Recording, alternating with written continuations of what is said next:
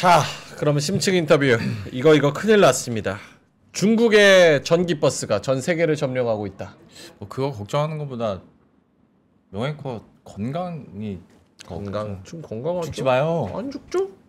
와, 100살까지 중에도 계속 막 전혀요. 기침이 끊이질 않고 전혀요. 힘내시기 바랍니다. 오히려 이렇게 잔병 치료하는 사람들이 오래 살아요. 네네. 자, 그러면은 제 건강은 뒤로 하고 중국 전기버스 이거 어떻게 되고 있는 건지 네. 한번 이분 모셔서 이야기를 좀 들어보도록 하겠습니다. 우리의 기자님, 3프로TV 류종훈 기자님 모시겠습니다. 어서 오세요. 반갑습니다. 류종훈입니다. 네. 이거 팩트 맞습니까? 네. 왜냐면 계속 이렇게 전 세계 점령한 중국 전기차 이러면 또 딴 데서 또 공격해요. 아니 근데 제가 앞에서도 얘기한 것처럼 우리나라 마을 버스는 거의 다 중국 버스라면서요. 맞아요. 네. 마을 버스뿐만이 아니라 뭐 시내버스도 대부분 점유율은 1위고. 네.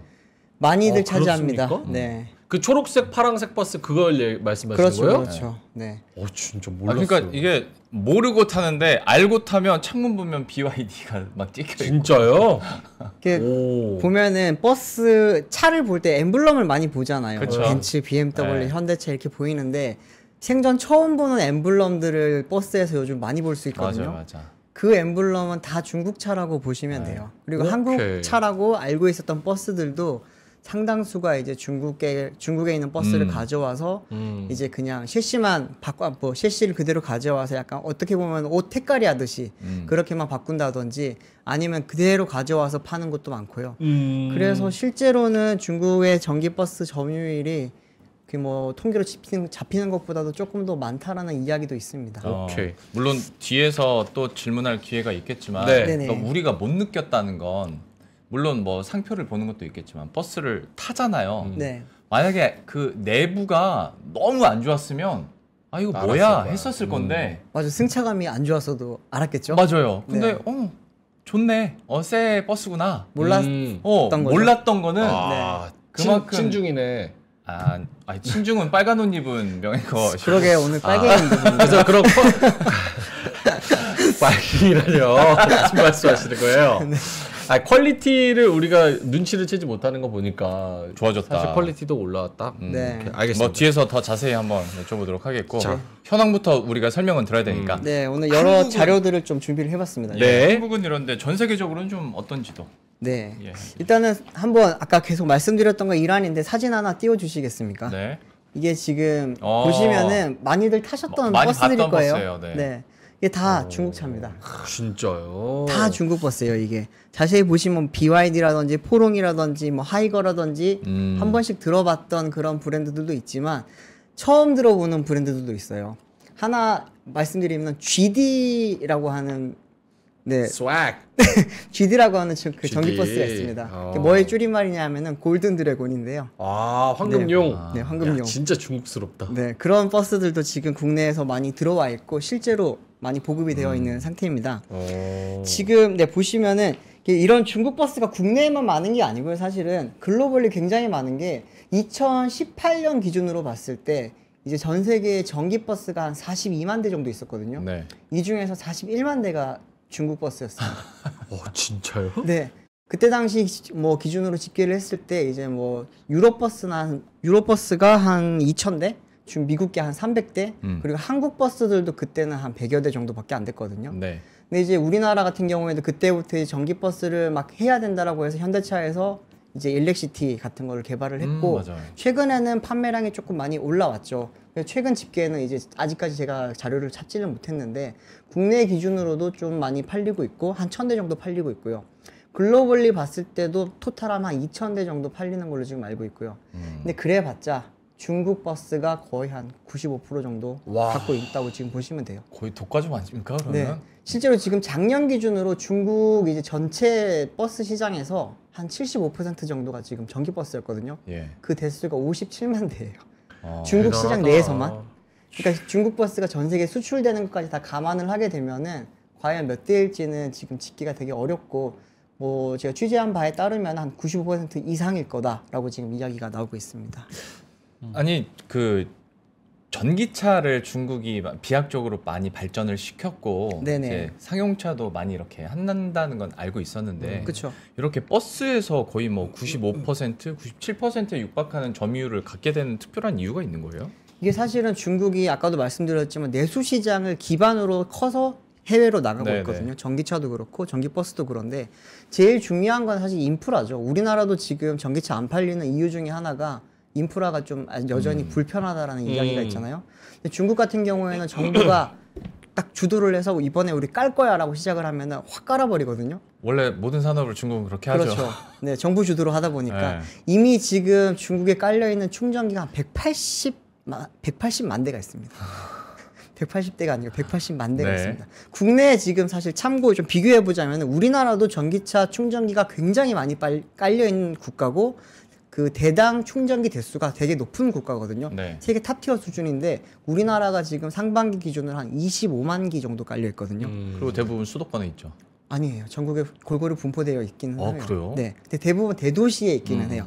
뭐 서울, 경기, 인천, 제주, 부산, 대구, 대전, 광주 이렇게 있고 나머지는 이제 조금씩 있고 고속도로에 좀 많이 깔려 있고 이렇게는 한데 근데 이제 25만 기 우리도 많은데 거기는 180만 기거든요. 근데 거기를 보니까 180만 기면은 중국 전기차가 지금 한 1310만 대 정도 팔려 있거든요.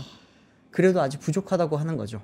근데 이제 전기차용 충전기랑 사실 버스 충전기가 좀 다르거든요. 네. 훨씬 높은 전압과 전력을 집어넣어야 되는 그런 버스 그 충전기이기 때문에 그거는 사실 정말 정부라든지 업체 기업들이 주도적으로 해서 들어가는 거고 특히나 이제 중국 같은 경우에는 고속 충전기 기술이 조금 많이 발달이 되어 있습니다.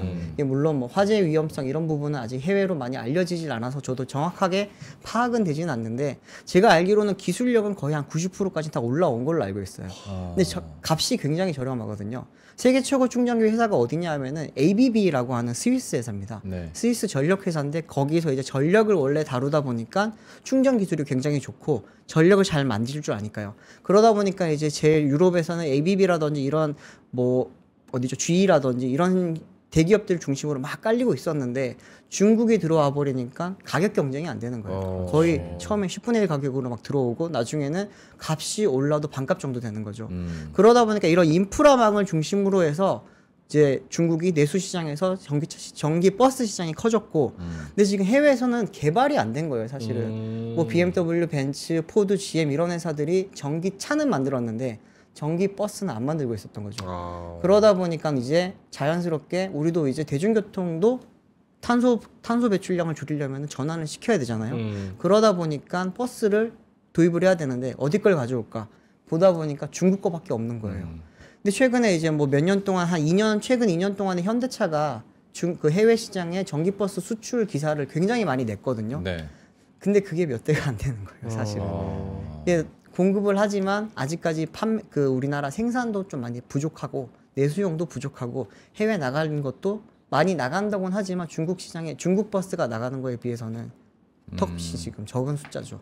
아니, 그러니까 네. 지금 전기버스 얘기하고 있는 게 네네. 뭐 지금 중국이 잘하고 있는 거는 우리가 이해를 했고 네. 이 전기버스가 사실 전기차 시장 전체를 이끌어갈 것이다 라는 데서 우리가 의미를 좀 찾아야 되나요? 맞아요. 이게 사실 대중교통으로 많이 타는다고 거다 보니까 사람이 개인적으로는 안 사잖아요. 네. 근데 이게 뭐 늘어나봤자 얼마나 늘어나겠어라고 하는데 판매 대수보다도 교통량에서 차지하는 대중교통이 차지하는 비중이 굉장히 높거든요. 수송량에서 봤을 때. 그러다 보니까 이게 결국에는 실제 판매 대수보다는 이제 탄소 배출 감축량에서 좀 차원에서 보는 건데 블룸버그 NEF라고 하는 곳에 있잖아요. 거기서 이제 집계를 한 자료가 있는데 한번 보시면은 네. 이제 올해 2023년도 기준으로 전체 버스 중에서 전기 버스의 비중이 21%입니다. 지금 연두색 보이시죠? 여기 연두색이 이제 버스고 두 번째 게 이제 2륜, 3륜 오토바이 같은 거고요. 3% 이게 바로 이제 승용차입니다. 자동차. 네, 자동차고 이제 여기 파란색이 트럭인데 지금 보시면 전기버스의 이제 전체 버스에서 전기버스 비중이 21%인데 승용차는 아직 3% 정도밖에 안 돼요. 전체로 다 따졌을 때. 근데 이제 이게 2045년이 되면은 이제 전체 버스 시장의 한 80% 가량 그러니까 한 5대 중 4대는 전기버스로 바뀔 거라는 거죠. 어허. 승용차도 지금 61%라고 하는데 이 부분은 사실 좀 뭐 전망하는 곳마다 다 다릅니다. 어떤 되게 전향적으로 말하는 곳은 90%라고 하는 것도 있는데 여기서는 지금 블룸버그 쪽에서는 61%라고 지금 이야기를 하고 있고요. 근데 이게 만약에 보급이 많이 늘어나게 되면은 당연히 탄소 배출량이 감축이 될 거기 때문에 사실 자동차가 한 대가 배출하는 탄소 배출보다는 큰 버스가 내는 게 더 크잖아요. 근데 우리나라나 미국 같은 경우보다는 유럽 같은 경우에는 이제 배출 감축량에 좀 더 지금 집중을 하고 있거든요. 네. 그러다 보니까 이제 유럽 중심으로 이제 이런 대중교통 측면에서 전기버스가 많이 도입이 되고 있고 그러면서 이제 탄소기 배출량을 빨리빨리 감축을 하기 위해서 정부 정책을 지금 그렇게 추진을 하고 있죠. 뭔가 아다리가 딱 맞네요. 그러니까 빨리 아다리가 맞나? 아니에요? 나 외국에 있다 와서 우리가 뭐 KBS도 아닌데. 잘 몰라요. 네. 이게 아다리가 딱 네, 맞는 그쵸. 게 아구가 맞다고 할까요? 아구예요, 여러분. 아구가 아귀. 딱 아귀예요? 몰라. 아무튼 네. 아, 아다리가 맞는 게 느낌이 뭐가 있죠. 딱 맞는 것 같은 느낌인 네네. 게. 그 정부는 이제 좀 그런 환경 규제 이런 거 맞춰가지고 좀 그런 쪽으로 성과를 좀 내야 되고 네네. 기업들은 돈을 벌어야 되는데 이게 좀 가성비 측면에서도 좋고 여러 가지 좀 측면에서도 소비자는 뭐 편하니까 네. 이런 거는 좋고 그래서 잘 맞는 그런 상황. 실제로 지금 유럽 같은 경우에는 이제 전기버스가 올해 1분기 때 디젤버스를 넘어섰거든요. 자료 하나 보시면은 네. 이게 많이들 우리나라 사람들은 LPG 버스에 익숙하잖아요. 근데 우리나라도 여전히 이제 디젤 버스가 굉장히 많습니다. 시내버스 말고 이제 시외버스나 고속버스는 아직까지 대부분이 디젤이거든요. 네. 근데 뭐 유럽 같은 경우에는 그런 게 많다 보니까 지금 보시면은 원래는 디젤 버스 비중이 굉장히 높았어요. 그러다가 이제 작년부터 디젤 버스 비중이 갑자기 줄고 여기 보면 파란색이 이제 배터리 일렉트릭이라는 게 전기 버스거든요. 네. 올라가기 시작하다가 1분기 때 역전을 한 거죠. 그러면서 지금 이제 디젤 버스는 확실히 이제 그 환경오염의 주범으로 지금 찍혀 있기 때문에 앞으로도 계속 줄어들 거고. 근데 질문. 저기 밑에 지금 녹색 그 하이드로전 퓨얼 그러니까 수소 원래 버스는 수소로 좀 한다는 계획이 있지 않았어요? 그런 계획이 있었죠. 현대차 중심으로 이야기가 많았었고. 이제 저게 전기 버스가 더 쌉니까? 수소보다? 싸죠. 아, 그래요. 네, 실제로 지금 판매 가격도 한 전기 버스가 비싸거든요. 그래도 수소 버스의 한 70% 정도예요. 판매 가격이. 아, 그래요. 수소 버스는 그럼 진짜 비쌉니다. 아, 그럼 저거 써야겠네. 네. 그렇죠. 그래서 똑같은 맥락으로 트럭도 옛날에 한창 수소 트럭이 그러니까요. 유행했었잖아요. 그렇죠. 그러니까. 네. 현대차가 지금 액시언트 FCV 되게 많이 수출을 하고 있기는 한데 그게 비싸다 보니까 사실 뭐 사가는 국가 입장에서도 되게 좀 부담도 많이 되고 현대차 입장에서도 사실 팔면은 많이 비싸니까 많이 남아야 되는데 만드는 값이 아직 비싸요. 그러다 보니까 많이 안 남거든요. 그래서 뭐 열심히 많이 만들지도 못하고 사실은. 근데 그런 문제는 열받는 부분이 여기 조금 있네요. 네. 중국 전기버스가 저렇게 뭐 완전 점령을 하다 보니까 보조금도 싹 쓸어가고 있습니까? 요즘 그 이야기가 사실 제일 많아요. 국내에서 다들 열받아 있는 거는 사실 이제 국내에서 산업을 살리고 뭐 환경오염을 막기 위해서 보조금을 집행을 했는데 정작 가져가는 건 다 중국 기업이다. 약간 악마화 시키는 프레임 같은데 실제로 최근에 전주시 이슈가 좀 있었잖아요. 있었죠. 전주시. 네, 전주시에서 지금 부정 보조금 가져간 것 때문에 난리가 났었고 이제 그걸 다시 뭐 어떻게 해라고 하고 지금 의원들도 싸우고 있습니다. 그 부분은. 네. 근데 그거는 약간 특수 상황이긴 한데 보편적으로 보더라도 지금 현재 우리나라의 전체 전기버스 시장에서 중국산이 차지하는 비중이 한 46% 정도 됩니다. 46%. 네, 제가 지금 뭐 자료 준비한 거 보시면은 네. 1월부터 11월까지 이제 우리나라에서 판매된 전기 버스가 한 2,030대 정도 되거든요. 네. 그 중에서 이제 국산이 1,094대고 중국산이 936대입니다. 근데 제가 아까 초반에 말씀드렸던 게 있는데 약간 색깔이라든지 어떻게 좀 우리나라 버스인 줄 알았지만 아닌 버스도 사실 여기 좀 포함이 되어 있거든요. 네. 실질적으로는 거의 막 50대 50 정도라고 보시면 될 거고 이게 보조금을 얼만큼 가져갔는지도 제가 이제 환경부 통해서 조사를 해보니까 이제 이거는 3분기까지밖에 자료가 없어서 확인을 해보니까 네. 올해 이제 305억 8,300만 원을 가져갔었고 이 보조금 지급 중에 이제 41.9%가 이제 중국 전기차에 지급이 된 상황이죠. 와, 305억을 그냥 쓱싹 네. 가져간다고? 근데 실제로는 아마 한 50% 정도 지금 가져갔을 거라고 지금 보고 있는 거고 매년 보시면은 계속 지금 보조금 지급액도 늘어나고 있고 지급 비율도 되게 높아집니다. 2020년도 때는 351대 팔리면서 한 153억 정도 지금 지급이 됐고요.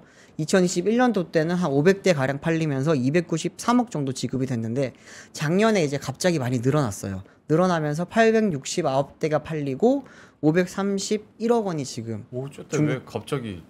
근데 이게 좀 뭐 여러 가지 영향들이 있기는 한데 정책적인 영향적인 측면에서 봤을 때는 올해 이제 2023년도부터 사실 중국산 전기차에 대한 보조금이 삭감될 거라는 이야기가 되게 많았거든요.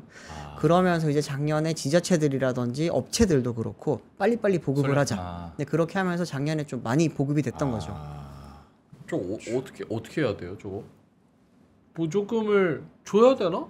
보조금을 사실은 뭐 대놓고 안 줄 수는 없습니다. 이게 통상 문제가 걸려있기 때문에 우리가 중국 전기차에 대해서 대놓고 만약에 규제를 가하면은 뭐 중국은 지금 우리나라 전기차에 대해서 대놓고 규제를 가하고 있지만 네.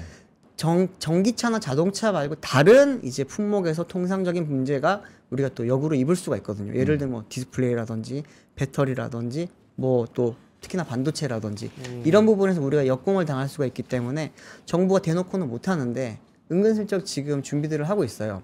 올해 보조금 네, 말씀하세요. 올해 보조금 정책이 바뀔 때 이제 어떤 게 있었냐면은 국내에 직영 서비스 센터가 있어야지만 보조금 100% 지급을 해준다. 뭐 이런 약간 좀 중국 업체들한테 되게 불리한 조항들이 좀 많이 생겼거든요. 근데 그러다 보니까 그거를 조항을 다 갖추지 못하게 되면은 보조금이 반값으로 줄게 됐어요. 근데 문제는 줄었는데도 지금 계속 잘 팔리는 거예요. 중국 전기차가. 그래요? 네. 작년보다도 비중이 조금 높아졌다는 게 이제 그렇게 보조금을 적게 받아도 한국 전기차보다 가성비가 좋다라는 의미도 있습니다, 사실은. 그러니까 사실 이런 전기차 보조금을 좀 우회해서 규제하려고 하다 보면 그 직영점 얘기도 해주셨고 전형적으로 성능 가지고 문제 삼으면 되는 거거든요. 그러니까 그게 성능 가지고 문제를 삼으면 된다고 다들 많이들 생각하고 저도 그랬어요. 네. 취재를 해보니까 아니에요. 뭐요? 왜냐하면은 1회 충전의 거리 몇 주행거리가 네. 예, 중국산이 일렉시티보다 더 멀리 가요.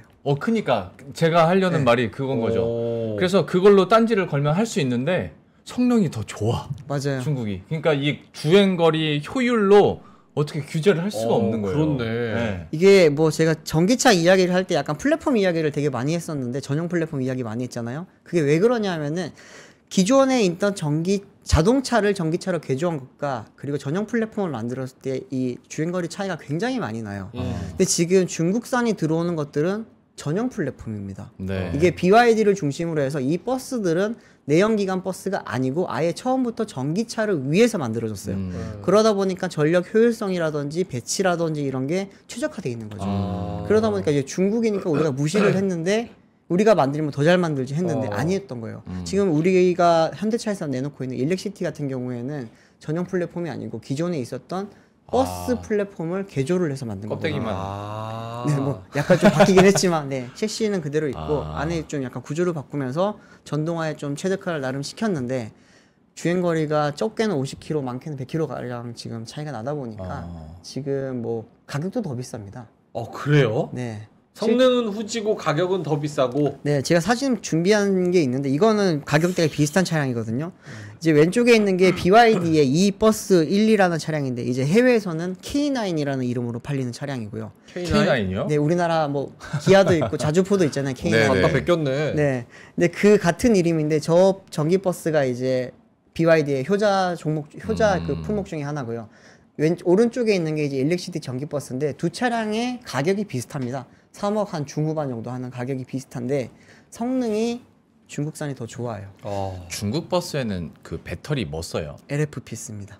LFP에 우리나라는 BYD 우리나라는 배터리. 이제 3억에 쓰고 네. 쌀 수밖에 없겠네요. 네, 중국에. 그렇죠. 네. 이 버스는 근데 가격이 비슷한데 모 버스 같은 경우에는 거의 반값이에요. 반값. 1억 5천에서 2억 사이로 지금 공급을 받고 있고 또 하나는 이제 중국 전기버스 업체들이 전략을 굉장히 잘 써요. 파이낸싱 측면에서. 예를 들면은 뭐 페이백을 해준다든지 아니면 할부를 어떻게 되게 잘 돌려준다든지 뭐 그런 거를 전략을 되게 잘 쓰다 보니까 그런 꼼수라고도 볼 수 있기는 한데 그런 걸 잘하다 보니까 이제 국내 업체들이 지금 좀 어려운 거죠, 사실. 그래서 올해 같은 경우에는 국내 업체들은 대부분 보조금을 100%를 다 받고 네. 중국 업체들은 거의 반값으로 다 줄었거든요. 그럼에도 불구하고 더 싼 전기 버스도 있고 아니면 가격이 비슷한데 파이낸싱 플랜이 훨씬 좋다 보니까 글로 넘어가는 것도 많고 이게 좀 그래서 현대차 입장에서도 지금 되게 고민이 많다고 알고 있습니다. 그러면 비빌 수 있는 거 자율주행 기술은 우리가 좀 더 앞섭니까? 왜냐면 이제 자율주행으로 막 돌아다닌다는 버스, 얘기 심야 슬슬. 네, 최근에 뭐 심야 버스 시작을 했고 뭐 그런 게 있죠. 자율주행 기술이 우리가 좀 앞서면 거기서 비빌 수 있지 않을까? 자율주행 기술도 알 수가 없죠, 사실은. 현대가 얼마나 잘하는지, 그리고 이제 우리나라 스타트업들도 잘하는 데가 많은데, 중국은 또 뭐 니오라든지 뭐 다른 또 IT 기업들이 많이 하고 있잖아요. 특히나 이제 바이두 같은 경우에는 전 세계 글로벌 모든 자동차 업체들이 들어가 있는 그런 하나의 지금 프로젝트를 하고 있고, 그러다 보니까 누가 더 잘하는지는 아직 알 수 없는데, 되게 불안한 것 중에 하나가 자율주행도 플랫폼이 굉장히 중요하거든요. 근데 우리나라에서 지금 대표적으로 볼 수 있는 자율주행 차가 이제 청계천에 가면은 돌아다니는 예쁜 차가 하나 있어요. 조그만한 건. 네네. 셔틀. 셔틀버스 같은 네. 거. 예. 그 차량이랑 그리고 이제 세종시에 가면은 실제 버스 노선을 달리는 자율주행 버스가 있어요. 오송역이랑 세종시를 이제 왔다 갔다 하는 버스거든요. 한 30분 되겠네요. 네. 그 실제 이제 정규 구간을 달려요. 그 차 같은 경우에는. 근데 둘 다 이제 국내 스타트업들이 만든 회사 그 자율주행 버스인데 문제는 뭐냐 하면은 기술은 우리나라 건데 버스는 중국 걸 쓰고 있습니다. 사진 제가 준비했는데 보여주시면은 하드웨어 그쪽은 중국 걸 아예 써버리는구나. 지금 이제 왼쪽에 있는 게 42-의 이제 자율주행 셔틀, 이게 청계천에서 볼 수 있는 거고요. 되게 예쁘잖아요. 네. 이 차 같은 경우에는 사실은 우리도 처음에는 국산 기술로 만든 줄 알았어요. 42- 최근에 또 현대차에 인수도 됐고 현대차 기술을 활용하지 않았을까라고 했는데 취재를 해보니까 중국의 이제 뭐 솔라티나 아니면 스프린터 같은 그런 좀 승합차 있잖아요. 네. 그 셰시를 그대로 가져와서 바꾼 거예요. 아 진짜요? 네, 바꾸고 이제 안에 들어가 있는 기술은 42-의 기술이 들어가긴 했지만 뼈대는 중국산이었고, 오토노머스 A2G의 지금 자율주행 버스 2차 같은 경우에는 세종시에서 달리는 건데 이거는 그냥 중국 버스 그대로 가져온 겁니다. 아폴로 900이라고 하는 버스를 가져온 거고, 전기 버스에다가 이제 A2G의 그런 자율주행 기술을 지금 솔루션을 탑재를 시켜놓은 상태로 지금 달리는 거죠. 근데 지금 이 부분은 사실 조금 제가 마음이 아픈데 시간이 지나면 해결이 될 것 같아요. 어떻게요? 왜냐하면 지금 기아가 최근에 PBV 쪽을 굉장히 많이 집중을 하고 있잖아요. P가 이제 펄포즈, B가 네 뭐였더라? Purpose Based Vehicle인가 맞아, 보다. 네. 목적 기반 자동차인데 제가 PBV를만 계속 외우고 있어서 네. 그 차량을 지금 개발을 하고 있는데 아마 지금 42-에 들어가 있는 이런 셔틀 같은 경우에는 신형 이제 PBV가 나오게 되면은 아마 교체가 될 것 같고, 또 이제 현대기아 쪽에서 버스 플랫폼도 새로 지금 개발을 하고 있기 때문에 네. 그러면 이제 좀 대형 버스입도 이제 국산으로 좀 많이 전환이 되지 않을까라고 하는 기대는 하지만 가격 문제를 좀 빨리 해결을 해야 될 것 같아요. 그러니까요. 제가 그래서 아까 배터리를 한번 여쭤본 건데 제가 이거는 몰라서 무지해서 질문 드리는 건데 네. 플랫폼이 전용 플랫폼이라고 했잖아요. 네네. 거기에다가 LFP를 쓰면 그러니까 일반 승용차는 공간이 적지만 버스는 공간이 되게 넓을 것 같은 느낌적인 느낌이거든요. 그렇죠. 싼 배터리 그냥 여러 개를 때려 박으면 주행 거리는 당연히 더 좋아지는 거 아닌가라는 느낌 때문에 그러면 이길 수가 없는 게임 아니에요? 우리나라도 이제 LFP를 넣을 수도 있으니까. 네. 우리가 우리 개발해야지. 3원계를 하고 있지만 지금 LFP. 현재 3사들 LG엔솔도 지금 이미 하고 있고요. LG엔솔 같은 경우에는 2025년도에 이제 LFP 배터리를 출시하겠다고 이미 선언을 했고 SK온도 개발을 하고 있고 SDI도 26년도쯤이면은 선보일 수 있을 것 같다고 이야기를 했거든요. 그러다 보니까 이제 국내 기업들도 그런 부분에 대해서 지금 준비를 하고 있고 또 하나는 현대자동차 같은 경우에는 CATL이랑 지금 배터리를 협력을 같이 하고 있습니다. 뭐 많은 분들이 싫어하기는 하는데 CATL이랑 같이 셀2팩 기술이라고 하는 거 있잖아요. 그거를 지금 같이 개발을 하고 있고 또 최근에는 이제 BYD 배터리까지 같이 공급을 받고 있기 때문에 LFP에 대한 지금 스터디를 하고 있는 걸로 보시면 되고 이게 왜 스터디가 필요하냐면은 마냥 욕할 게 아닌 게 그거를 써봐야지만 우리도 LFP에 맞는 플랫폼을 만들 수 있고 거기에 또 다른 이제 전력 장치를 만들 수가 있거든요. 특히나 이제 BMS라든지 전력 시스템을 만드는 게 삼원계나 LFP나 뭐 실제로 크게 다르지는 않지만 효율성을 높이기 위해서는 각각을 한번 써볼 필요가 있기 때문에 지금 쓰는 거고요. 또 LFP도 지금 많이 좋아지고 있어요. 사실은 단순히 LFP가 아니라 LMFP라고 해서 망간을 섞은 LFP가 나오는데 그거 같은 경우에는 안전성을 높이면서 주행거리가 늘어나거든요. 근데 지금 CATL이 되게 무서워진 게 LMFP 기술이 되게 좋아지면서 M3P라고 하는 새로운 지금 신제품이 최근에 내놨습니다. 네. 이거 같은 경우에는 성능이 거의 지금 이제 NCM의 한 90% 정도 나오고 가격은 조금 올라가긴 합니다. 그래도 반값 정도는 아니지만 그래도 한 가격도 한 70% 정도 나오고요. 그러다 보니까 가성비를 좀 잡았다 이런 평가도 나오고요. 실제로 지금 테슬라나 뭐 여러 업체들이 그걸 지금 적용을 하고 있고요. 아니 근데 그럼 결론적으로 지금 어떻게 해야 됩니까? 버스가 전기차 시장을 선도하는 그 영향력이 굉장히 큰데 지금 거의 95%는 중국 버스가 들어와서 이미 벌써 하드웨어를 잠식당하고 있는 상태고 보조금은 보조금대로 한 500억 정도 가져가고 효율도 좋고 효율도 좋고 뭐 어떻게 할 수 있는 방법은 없고 자율주행은 이제 해외 기술 끌어다 쓰면 되고 그러면은 우리는 하드웨어 쪽에서는 배터리나 뭐 자동차나 그쪽 다 밀려서 지금 중국한테 눈 뜨고 코 베이고 있는 상황이고 네. 소프트웨어로 비벼보자니 AI나 이런 첨단 기술의 소프트웨어는 미국이 꽉 잡고 있으니까 우리 뭐 어떻게 비빌 수도 없잖아요. 이거 어떡합니까? 지금 이건 뭐 단기적으로는 어떻게 풀 수는 없고요. 단기적으로는 지금 우리나라는 정책으로 약간은 지금 어떻게 보면은 안 보이는 장벽을 쌓고 있다고 볼 수가 있는 게 LFP 배터리에 대해서 환경부가 내년부터는 조금 보조금에 페널티를 주려고 준비를 하고 있습니다. 아직 발표는 하지 않았는데 그 부분이 지금 준비를 하고 있고 그렇게 되면은 아무래도 이제 올해 반값으로 보조금이 줄었잖아요. 더 줄게 될 거고 그러면 아마 이제 가격적인 메리트가 많이 좀 사라지지 않을까. 동시에 이제 국내 업체들도 기술 개발을 해야 되는 거죠. 그러니까 그 정부에서 하는 건 진짜 울타리만 쳐주는 거잖아요. 네. 언제까지 그럴 수는 없는 거고. 그렇죠. 근본적인 해결책은 아닌데. 네. 좀 안타깝긴 하네. 꼭 그러니까 이런 이야기들을 하다 보면 그리고 다른 나라 특히 중국과 우리나라 얘기를 하다 보면 약간 객관성을 떠나서 좀 애국심에 좀 이런 일 있으면 괜히 감정적으로 열받거든요. 열받죠. 그리고 이거 빨리 좀 생존이 걸린 문제야. 생존이 잘해줬으면 우리가 좋겠는데. 안타깝습니다. 이럴 게 아니라니까요. 이게 국뽕의 문제가 아니에요. 진짜로 말씀하신 대로 국내 산업의 생존이 걸려있기 때문에 진짜 지금 어떻게 보면은 반도체 다음을 지금 배터리로 보고 있잖아요. 그쵸. 네. 산업의 중심을. 근데 우리나라가 지금 NCM 관련해가지고 삼원계 쪽 이쪽으로 지금 많이 기술 개발을 해놓은 상태고 그리고 기술력은 확실히 우위에 있다는 게 전 세계적으로 인정을 받고 있는데 최근에 이제 뭐 전기차 시장이 안 좋아지고 있잖아요. 그 안 좋아지는 이유 중에 하나가 안 팔리는 건데 값이 비싸서 안 팔리는 겁니다. 그러다 보니까 이제 기존의 얼리 어댑터들은 비싸도 샀는데 매스마켓으로 가다 보니까 이제 여기에 대해서 가격적인 장벽이 이제 부딪히는 거죠. 맞아요. 쉽게 생각해 보시면은 우리나라 지금 기아에서 내놓은 EV9 있잖아요. EV9. EV9 차 정말 좋거든요. 뭐, 예뻐요. 네, 좋고. 난리 났잖아요. 해외에서도 요즘에. 지금 상을 다 타고 있어요. 근데 안 팔립니다. 맞아요. 얼마 전에 3천만 원 할인해서 팔았던 떨이 거 아시죠? 해줬잖아요. 떨이. 네. 5월달 생산분 3천만 원 할인한 거 뭐 10분 만에 매진되고 그랬는데 어떡하냐. 차가 안 좋았던 게 아니에요. 그걸 보면은 비싸니까 비싸니까 그랬던 건데 그래서 지금 자동차 업체들이 전략을 투트랙으로 가는 게 이제 뭐 테슬라에서 모델 2가 나온다든지 아니면은 뭐 폭스바겐이 ID2 같은 소형 값싼 전기차를 내놓는 전략이 또 하나 있고요. 그렇게 되면은 이제 아무래도 판매가 많이 되면 규모의 경제가 이루어지잖아요.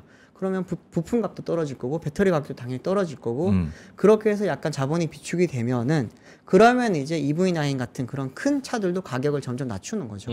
그래서 지금 그들이 최종적으로 목표로 하는 거는 이제 예를 들면 산타페만한 전기차면은 산타페만한 그런 이제 같은 가격 내연기관 차량과 거의 비슷한 가격으로 지금 맞추는 그쵸. 걸 목표로 하고 있고 그 중간 다리로 이제 하이브리드가 요즘 많이 팔리고 있기는 한데 하이브리드 같은 경우에는 뭐 우리나라가 중간 다리로 그냥 가는 게 아니고 이건 또 다른 하나의 또 경쟁력이 있는 곳이기 때문에 이건 또 별개로 가는 거고 이거랑 같이 전기차의 경쟁력도 높여가지고 전동화를 좀 가져가려고 하는 그런 계획이 있기는 합니다. 근데 시간이 걸려요. 이거는 뭐 하루아침에 나올 수가 없기 때문에. 기자님 좀 생뚱맞긴 한데 예. 궁금한 거 질문 하나만. 예, 주십시오. 승용차 얘기를 방금 전에 우리 하다 보니까 당연히 한국 자동차 얘기도 나오고 중국 자동차 얘기도 나오고 유럽 자동차 얘기도 당연히 나왔단 말이죠. 그렇죠. 근데 우리 지금까지 생각해 보면 전기 버스에서는 유럽 쪽 얘기가 한 번도 안 나왔어요. 유럽에서는 안 만들어요? 유럽에서 안 만들고 있습니다. 안 만들지. 지금 걔는 뭐 없잖아. 있어요. 만이라든지 몇 군데가 있는데 개발은 하고 있습니다. 만. 네, 만 트럭 버스라든지 몇 군데 있거든요. 스웨덴도 있고요. 왜 안 해요? 일단은 유럽은 배터리 기술이 없어요 지금. 없지. 네. 그것도 노스볼트도 망해가는데 뭐. 네. 근데 LG 엔솔 거 쓰면 되잖아. 지금 가져다 비싸잖아. SDI 걸 지금 갖다 쓰고 있고 뭐 엔솔 거도 쓰고 있기는 한데 개발하고 있고요. 아직까지 주행 거리가 안 나와요. 걔네는 르네상스 그렇구나. 이후로 아예 그냥 마탱이 가버렸습니다. 그냥 말도 꺼내지 마. 사실 선진국도 아니야. 괜찮아, 괜찮아. 아시아가 중심이지 형. 맞잖아. 역시 프로시 안 오늘 좋아요? 저런 친중으로 안 가기로 한 좋아요. 거예요? 왜 그러십니까 진짜. 이렇게 된 이상 국가 전략 사업으로 초전도체 미는 방법밖에 한 방을 노리는 방법밖에 없는 것 같아. 아니 막 다른 방법 있어? 없잖아. 근데 유럽도 되게 초전도체로 한 방을 노린다. 우린 이렇게 된 이상 어쩔 수 없습니다. 예, 초전도체 하나 나오면 끝나는 거야. 국가 전략 사업으로 모든 사람이 거기 매달리면 되지 얼마 않겠어? 전에 아니라고 아니, 나왔잖아요. 형 밀면 되지 않겠어? 어때요? 안 될걸요? 안 돼요? 그거밖에는 지금 길이 없는 것 같은데. 안타깝다. 오케이 알겠습니다. 시간이 다 돼가지고 한 1, 2분 정도 그 내년도 그 전기차 전망. 네. 전망 그거 짧게만 말씀해주시고 마무리하죠. 네, 지금 뭐 다들 이야기 나오는 게 내년에 전기차가 안 좋을 거라고 이야기가 나오고 있고 제가 봤을 때도 뭐 많이 쉽진 않을 것 같습니다. 사실은 어려울 것 같기는 한데 과연 그게 배터리 시장이라든지 산업 전체에 뭐 많이 큰 악영향을 미칠 거냐 이거는 봤을 때는 예상보다는 적을 것 같아요. 실질적으로 올해 지금 배터리 시장 다 끝난 것처럼 이야기하는데 올해 아직까지도 40% 이상 성장했거든요. 그걸 보면은 약간 좀 선반영을 해서 많이들 걱정을 하는 것 같고 내년에도 아마 예상보다는 잘 될 거라고 지금 봅니다. 뭐 정치적 리스크들이 많이 있기는 하지만 네. 그런 부분은 조금 감안을 하더라도 아마 미국 시장이 조금 어떻게 될지가 관건이긴 한데 지켜보면은 항상 너무 우려했던 것보다는 결과가 좋았거든요. 그럼 제 생각에도 뭐 나쁘지는 많이 좀 안 좋아질 수는 있겠지만 마이너스는 할 것 같아요. 그런데 우리가 걱정하는 만큼은 많이 내려가지는 않지 않을까 싶어요. 가격이 떨어져야죠. 그렇죠. 그래야 점유율을 얼리어답터 다음으로 일반인들도 살 텐데. 짧게 하나 더 말씀드리면 가격 관련해가지고 이제 최근에 이제 그 탄산 리튬 가격이 많이 빠졌었잖아요. 그런데 수산화 리튬은 안 빠졌다라는 이야기들이 많았는데 지금 그게 아니라 시차를 두고 같이 빠지고 있습니다. 왜냐하면은 수산화 리튬 자체가 탄산 리튬을 재가공을 해서 만드는 거기 때문에 하나만 빠지고 하나는 안 빠질 수가 없거든요. 네. 그렇기 때문에 지금 시차를 두고 빠지고 있는데 최근에 이제 탄산 리튬 가격이 바닥을 다졌고 이제 다시 올라가긴 하는데 옛날처럼 많이 못 올라갈 것 같아요 보니까. 네, 그러다 보니까 이제 수산화 리튬 가격이 같이 빠지게 되면은 국산 배터리들도 어쩌면은 조금 뭐 가격 경쟁력을 가질 수가 있기 때문에 기대를 할 수 있지도 않을까 싶어요. 리튬값 빠지니까 2차 전지주 힘들겠는데. 2차 전지주 그러니까 내년에 2차 전지주들이 다시 한번 살아나는데 네. 양극재보다는 네. 약간 차세대 배터리에 대한 그런 희망을 끈을 가지고 있는 애들 있잖아요. 뭐 네. 실리콘 음극재, 뭐 저 전고체 배터리, 뭐 이런 쪽으로 다시 또 순환매가 돌지 않을까 뭐 이렇게 말씀을 하시더라고요. 갑자기 이렇게 진지하게 2차 전지주 얘기를 한다고요? 2차 전지 근데 가야 돼요, 진짜. 가야 돼요, 가야 진짜 돼요. 가야 네. 돼요. 이거 나라의 운명이 네. 걸린. 그러게요, 산업입니다. 맞아요. 네. 주식도 주식이지만 산업적으로 봤을 때 지금 어쩔 수 없이 가야 됩니다 진짜. 이게 전기차와 배터리 같은 경우에는 맞아. 이게 잘 못 가면 우리나라는 좀 힘들 수가 있어요. 그렇죠. 네. 반도체랑 자동차의 뒤를 이어줄 수출 주도 산업이 지금 필요한 건데. 그렇죠. 네, 네. 2차 전지에서 좀 활약을 해주기를. 그리고 전기버스도 얼른 중국 점유율을 좀 떨어뜨리고 국산 점유율이 높아지길 좀 응원하겠습니다. 그러니까. 미국 IRA가 좀 도와주지 않을까요, 사실? IRA 보면은 이제 해외 우려 집단이 결정이 됐으니까 보면은 우리나라 기업에 단기적으로는 안 좋아 보일 수도 있어요. 우리나라가 중국 업체들이랑 많이 협업을 하다 보니까. 근데 지분율 맞추는 거는 사실 어렵지 않을 것 같거든요. FI를 동원을 한다든지 다른 여러 방안이 있기 때문에 그걸 통해서 해외 우려 집단에 대한 그런 리스크만 좀 떨어낸다면은 오히려 우리나라한테는 더 큰 지금 기회가 될 수 있다고 보고 CATL이라든지 이런 지금 미국에 하려고 하는 기업들 입장에서는 조금 머리가 아플 겁니다. 포드가 최근에 전기차를 접고 있는 이유 중에 하나도 그거예요. 돈이 안 되는 것도 있고 여러 가지 이유가 있는데 이게 하려고 보니까 이제 정책적으로 맞물리는 게 너무 많거든요. 포드가 항상 눈치를 보는 기업이 하나 있어요. 바로 GM이에요. GM. 왜 GM을 보냐면 옛날부터 라이벌이라서 그런 것도 있지만 그것보다도 GM은 정책을 굉장히 분석을 잘하고 항상 그걸 잘 따라가거든요. 어. 한 발 앞서서 대응을 합니다. 근데 포드 같은 경우 그걸 잘 못해요. 아, 왜 못할까? 포드는 예전에 사실 혁신의 상징이었잖아요. 모델 네. T 때부터 시작을 그쵸, 해서. 그쵸. 근데 그 혁신이 없어졌어요 이제는. 아. 근데 그러면서 이제 지금 혁신의 상징이 테슬라가 됐는데 포드가 테슬라가 될 수가 없어요 지금은 이제. 그러다 보니까 아마 계속 안 좋은 길로 갑니다. 아르고 AI를 팔고 전기차를 지금 멈추고 하는 걸로 봐서는 저는 개인적으로는 아마 좀 많이 안 좋지 않을까. 아니 내년에 트럼프가 되면 확실히 전기차랑 배터리 쪽은 확실히 안 좋습니까 더? 안 좋아질 가능성이 되게 높죠. 왜냐하면은 이제 뭐 아시겠지만 뭐 화석 연료 쪽을 워낙 좋아하시는 분이고 또 이제 신재생 에너지 쪽에 좀 반감도 많고 그쪽이랑 안 친하잖아요 사실은. 돈이 안 된다고 생각을 하기 때문에 그렇기 때문에 그렇고 아까 뭐 주가 잠깐 이야기 하셨는데 네. 현대차 요즘 좀 괜찮잖아요. 근데 현대차가 PER을 한번 살펴보셨어요? 아이고 우라가 우라가 얘기했죠. 만년 너무 싸다고. 예, 근데 해외 기업들이랑 비교를 해보면 아이고 딱 했지 우리가 우리 토요타가 몇 배인지 알아요? 토요타가? 토요타 몇 배인지 알아요? 아이 토요타 얘기 아까 했죠. 10배 15배 해가지고 얘기했지. 9배. 9배. 우리 다 얘기 다 했슈. 우리 이렇게 보여도 다룰 건 다 다뤄요. 페라리가 몇 배인지 아십니까? 페라리 알죠. 페라리도 페라리 몇 아까 배? 다뤘지. 페라리 엄청 빨라. 몇 배인지 페라리가 모르지만. 45배, 45배. 아무튼 45배. 45배. 네. 이렇게 비싸네 많이. 뭐 빨간 거 들어가는 거면 다 칭찬하는 아유 엄청 빨라 페라리. 테슬라도 빨간색이니까 한 88배 정도 되고. 테슬라도 88배 가야지. 지금 88배입니다. 근데 현대차 진짜 억울하긴 해요. 네. 억울하지, 맞아. 항상 아니 페라리 그 뭐 이런 애들 얘기하면 더 우라통이 터지는 게 그쪽은 로봇 있습니까? 그쪽은 뭐 소프트웨어 잘해요? 뭐 전기차랑 내연기관차 둘 다 잘 만들어요? 고급 브랜드 있어요? 없잖아. 그거 다 하는 기업 현대밖에 없는데 왜 밸류가 이렇게 적냐고. 우리나라에서 영업이익이 제일 많이 나온 기업이 됐는데 돈 엄청 잘 벌고. PER 3배는 억울하지. 이제 갑니다. 내년엔 가요. 그쵸? 가야겠죠. 현대차 주주신가 보네. 현대차 없어요. 아 예전에 한 주 있었어요. 주총 가려고. 주총 가려고. 시절에 가야 되니까. 오케이 알겠습니다. 내년에 전기차 뭐 배터리 특히나 우리나라 전기차 우리나라 배터리 네. 좀 더 선전하면서 진짜 기업과 뭐 정부가 한마음 한뜻으로 좀 잘 되는 그런 한 해가 되기를 바라면서 우리 심층 인터뷰 류종은 기자는 여기서 인사를 드리겠습니다. 3프로TV 류종은 기자였습니다. 고맙습니다. 감사합니다. 외환위기 오는 거 아니에요? 금융위기 오는 거 아니에요? 이런 질문들을 좀 굉장히 많이 받았었습니다. 탐욕이 되게 강했을 때 위험자산으로서의 극단적인 쏠림이 나타나고 공포감이 극에 달했을 때 안전자산으로서의 극단적인 쏠림이 나타나거든요. 과거의 일이 미래에 똑같이 일어난다 이건 아니지만 그때 당시에 위기 상황에서는 어떤 공통점들이 있었는지를 보면서 우리가 대비를 하는 방법도 고민해 볼 수 있고요. 과거를 제대로 이해하는 순간 위기의 실체가 드러납니다. 오건영의 현실 경제 이야기를 서점에서 만나보세요.